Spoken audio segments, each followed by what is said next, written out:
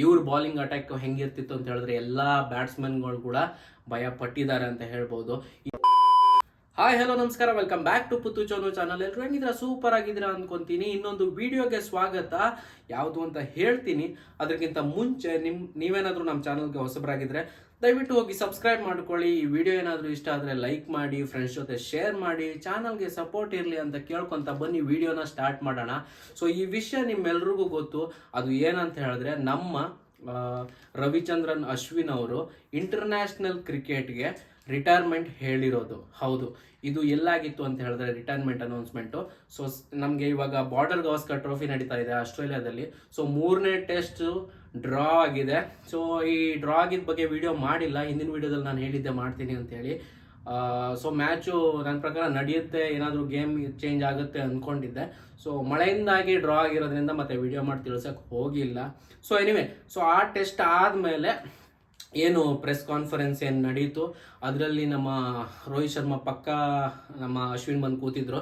So ಅಲ್ಲಿ ಅವರು announce ಮಾಡಿದ್ದೇನಂತ ಹೇಳಿದ್ರೆ, ಇಂಟರ್ನ್ಯಾಷನಲ್ ಕ್ರಿಕೆಟ್ಗೆ ಸೊ ಇಲ್ಲಿಂದ ರಿಟೈರ್ಮೆಂಟ್ ಹೇಳ್ತಾ ಇದ್ದೀನಿ ಅಂತ ಹೇಳ್ಬಿಟ್ಟು. ಸೊ ತುಂಬಾನೇ ಬೆಸ್ಟ್ ಬಾಲರ್ ಆಗಿದ್ರು ಅಂತ ಹೇಳ್ಬೋದು ರವಿಚಂದ್ರನ್ ಅಶ್ವಿನ್. ಸೊ ಸ್ಪಿನ್ ಅಂತ ಬಂದಾಗ ಇವ್ರ ಹೆಸರು ಇದ್ದೇ ಇರ್ತಿತ್ತು, ಯಾವುದೇ ಗೇಮ್ ಆಫ್ ಕ್ರಿಕೆಟ್ ಆಗಿರಲಿ. ಇವ್ರ ಬಾಲಿಂಗ್ ಅಟ್ಯಾಕ್ ಹೆಂಗಿರ್ತಿತ್ತು ಅಂತ ಹೇಳಿದ್ರೆ ಎಲ್ಲಾ ಬ್ಯಾಟ್ಸ್ಮನ್ಗಳು ಕೂಡ ಭಯ ಪಟ್ಟಿದ್ದಾರೆ ಅಂತ ಹೇಳ್ಬೋದು. ಅವ್ರ ಬಾಲಿಂಗ್ ಅಟ್ಯಾಕ್ನ ಮಾತ್ರ ಫೇಸ್ ಮಾಡ್ಬೇಕಂತ ಹೇಳಿದ್ರೆ ತುಂಬಾನೇ ಕಷ್ಟ ಆಗ್ತಿತ್ತು. Even he is not only a bowler, ಅವಾಗ ಹಿ ಈಸ್ ಬೆಸ್ಟ್ ಆಲ್ರೌಂಡರ್ ಅಂತಲೂ ಹೇಳ್ಬೋದು. ನಿಮ್ಮ ಬ್ಯಾಟಿಂಗ್ನಲ್ಲೂ ಅಷ್ಟೇ ಚಮತ್ಕಾರ ಇದೆ, ಸೆಂಚುರೀಸ್ ಇದೆ, ಎಲ್ಲನೂ ಇದೆ.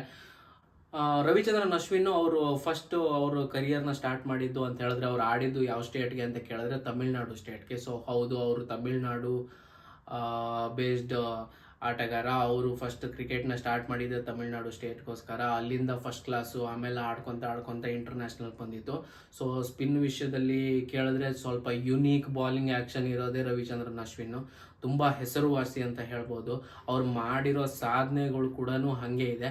ಇವಾಗ ನಿಮ್ಮ ಮುಂದೆನೇ ನಿಮಗೆ ಬರ್ತಾ ಇದೆ. ಏನಂತ ಹೇಳಿದ್ರೆ, ಅವರು ಟೆಸ್ಟ್ ಕರಿಯರ್ನಲ್ಲಿ ಆಗಲಿ, ODI ಕರಿಯರ್ನಲ್ಲಾಗಲಿ, T20 ಕರಿಯರ್ನಲ್ಲಾಗಲಿ ಎಷ್ಟು ವಿಕೆಟ್ಸ್ನ ತಗೊಂಡಿದ್ದಾರೆ ಅಂತ. ಬ್ಯಾಟಿಂಗ್ನಲ್ಲೂ ಕೂಡ ತುಂಬ ಒಳ್ಳೆ ಪರ್ಫಾರ್ಮೆನ್ಸ್ ಕೊಟ್ಟಿದ್ದಾರೆ. ಅದಕ್ಕೆ ಅವಳು ಬಾಲರ್ ಆಗಿ ಹೆಸರುವಾಸಿ ಆಗಿರೋದ್ರಿಂದ ಇಸ್ ಅ ಬೆಸ್ಟ್ ಆಲ್ರೌಂಡರ್. ಅಲ್ಲಿ ಏನು ನಮ್ದು ಅಬ್ಜೆಕ್ಷನ್ಸ್ ಇಲ್ಲ. ಬಟ್ ಬಾಲರ್ ಆಗಿ ಜಾಸ್ತಿ ಕಾಣಿಸ್ಕೊಂಡಿದ್ದರಿಂದ ಸೊ ಬಾಲಿಂಗ್ ಸ್ಟ್ಯಾಟ್ಸ್ನ ನೋಡೋದಾದರೆ ನಿಮ್ಮ ಮುಂದೆನೇ ಬರ್ತಾ ಇದೆ. ಟೆಸ್ಟ್ನಲ್ಲಿ 106 ಮ್ಯಾಚಸ್ನ ಆಡಿರೋದು. ಸೊ 106 ಟೆಸ್ಟ್ ಮ್ಯಾಚಸ್ ಅಂತ ಹೇಳಿದ್ರೆ ಅಲ್ಲಿಗೆ ನಿಮಗೆ ಇನ್ನಿಂಗ್ಸ್ ಪ್ರಕಾರ ನೋಡೋಕೆ ಹೋದರೆ ಇನ್ನೂ ಜಾಸ್ತಿ ಆಗೋಗುತ್ತೆ. ಸೊ 106 ಟೆಸ್ಟ್ ಮ್ಯಾಚಲ್ಲಿ ಬರೋಬ್ಬರಿ 537 ವಿಕೆಟ್ಸ್ನ ಅವ್ರು ತಗೊಂಡಿದ್ದು ತುಂಬ ದೊಡ್ಡ ಅಚೀವ್ಮೆಂಟೇ ಅಂತ ಹೇಳ್ಬೋದು. 537 ವಿಕೆಟ್ಸ್ ಅಂತ ಹೇಳಿದ್ರೆ ಆಲ್ಮೋಸ್ಟ್ ನಿಮಗೆ ಶೇನ್ ವಾರ್ನು, ಮುತ್ತಯ್ಯ ಮುರಳೀಧರನ್ನು, ಅನಿಲ್ ಕುಂಬ್ಳೆ ಈ ಥರ ವಿಕೆಟ್ಸ್ಗಳ ಸಾಧನೆ ಮಾಡಿರೋ ಪಟ್ಟಿಲೂ ಕೂಡ ಇವ್ರು ಬರ್ತಾರೆ. ಸೊ ನಿಮಗೆ ರವಿಚಂದ್ರನ್ ಅಶ್ವಿನ್ದು ಇನ್ನೂ ಒಂದು ಬೆಸ್ಟ್ ಸಾಧನೆ ಅಂತ ಹೇಳಿದ್ರೆ 37 ವಿಕೆಟ್ಸ್ ಅಂದರೆ 5 ವಿಕೆಟ್ಸ್ ಹಾಲ್ ಅಂತ ಏನು ಕರಿತೀವಿ, 5 ವಿಕೆಟ್ಸ್ ಹಾಲ್ ಅಂತ ಏನು ಕರಿತೀವಿ, ಅದನ್ನು 37 ಟೈಮ್ಸ್ ಇವ್ರು ತಗೊಂಡಿರೋದು. ಸೊ 37 ಟೈಮ್ಸ್ ಅಂದಾಗ it is matching with Shane Warne. ದೊಡ್ಡ ವಿಷಯನೇ ಇದು. ಶೇನ್ ವಾರ್ನು ಅಂತ ಹೇಳಿದ್ರೆ ನಿಮಗೆ ಗೊತ್ತೇ ಇರುತ್ತೆ ಯಾವ ಥರ ಮ್ಯಾಜಿಕಲ್ ಸ್ಪಿನ್ನರ್ ಅವರಾಗಿದ್ರು ಅಂತ.